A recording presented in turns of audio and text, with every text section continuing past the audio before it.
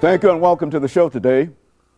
The topic this morning is a personal profile on Jeff Carr, an individual who has been very, very important in terms of a number of things dealing with the theater, a number of things dealing with education, a person I've had an opportunity to know for the last many years, even as a student at Tennessee State University. And of course, Jeff, let me welcome you to the show this morning and to tell you how delighted we are to have an opportunity to see you again. That we've been involved with you for the last, well, since the 1980s, early parts of the 1980s, yes, when you were a student at Tennessee State University, the president of the Student Government Association, and created a lot of problems in a real sense for a lot of folks, because I think it was because of the activity that you and the students at that time became involved in that we have the combination of Tennessee State University and the University of Tennessee at Nashville at one time, and there's a number of other things that are associated with that.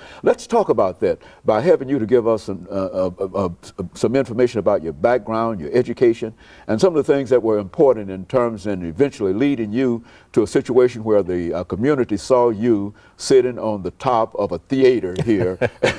Talk about that, Jeff. Yes, sir, Doc. First off, it's my honor to be here and to be sitting here with you, because you are very much an icon in the local community, over 20 years of experience on television, very much a historian, a teacher, a mentor, and have served as that for so many students out there, so many people who have encountered you. So I'm honored to be able to sit across from you and have a dialogue again. Good. And yeah, we go back to the Tennessee State days, the family tradition. I'm from Nashville, went to metro schools, ran into a little trouble when I was in high school, got kicked out of school right before graduation.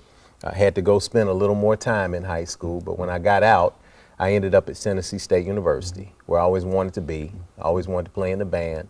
My brother started school there a couple of years ahead of me.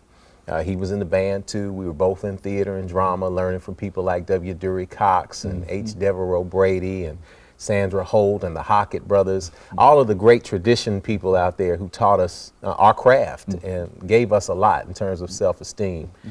Being able to be in a position like that at Tennessee State was inspiring. When I got there, my brother and Gus Macedo and everybody was in the student government. And that's what I wanted to do. So we knew that there were certain people that you had to, certain classes you had to take. One of them was your class in history. There's certain people you had to know. There were certain ways you had to walk. So when I got to campus, I was not the guy that I am now. I was just a kind of wandering young man. You were a freshman. I was a freshman student, and I was totally fresh. I didn't know anything, but you couldn't tell me that. But the tradition that was at TSU at the time, from the professors and from the students and student leaders, was such that they would stop you and say, young man, look, what's in your book bag? What are you reading? What classes are you taking? It's not cool to have a low GPA. And to have peers and mentors like that who could tell you that was invaluable to my development as a young man. So that's why I owe a lot to TSU. My brother at the time the next year was SGA president.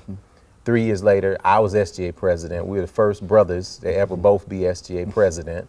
Greg came through the whole Geyer decision with the merger. I came through the whole sit-in tradition to get all of the buildings built on the campus. And we just learned that that's what you do. You are activists, you are scholars, you work hard, you pay attention to the traditions that have gone before you. And from there, I ended up graduating cum laude from Tennessee State, and spent the next few years in a successful career in acting, successful career in writing, producing, doing some television work, picking up things from people all over the place and turning that into a career. And that has led me through everything from community activism into the ministry and beyond.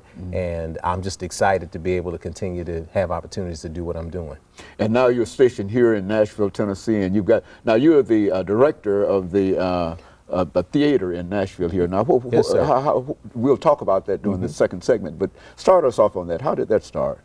Years ago, I was finding myself in the middle of a career that was going pretty well. I was living in New York at the time. I lived there almost 3 years, traveling from coast to coast, doing acting and writing and directing. And I was sitting in a dressing room one night, at the Alabama Shakespeare Festival. They'd done this amazing big production. I was doing a season there. And I started thinking, I said, wow, it would really be nice if black folk could have something like this.